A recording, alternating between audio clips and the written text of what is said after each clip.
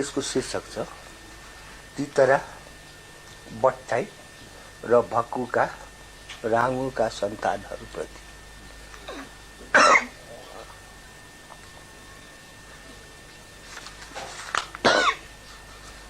जर्मनको धावैमा होस् वा बर्माको घेरामा, मलायाका रबरका वनमा होस् वा नेपाल र लद्दाखका पराई लडाईँमा, ती जो मरे बिना कुनै स्वार्थ, बिना कुनै अर्थ, व्यर्थ, तित्रा बट्टाई र भक्कुका रागो जस्तै अरूको हाहामा लागेर, अरूको थपडी र नारामा जागेर, अरूले खुवाएको जाँड र कट्टले मातिएर आयो गोर्खाली भन्दै गोरु खाली बन्दै युद्धमा हाम फालेर,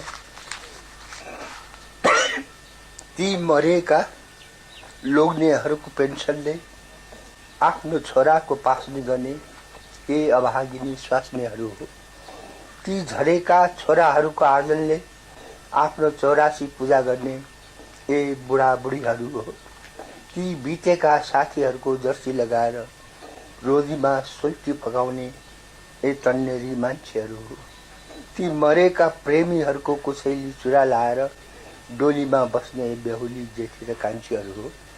खुब सुहाएको छ तिम्रो छातीमा यी तकमा परमवीर चक्र र भिक्टोरिया क्रसको, तर के आउँदैन यसबाट कहिलेकाहीँ ओसिएको गन तिम्रै आफन्तहरूको लासको।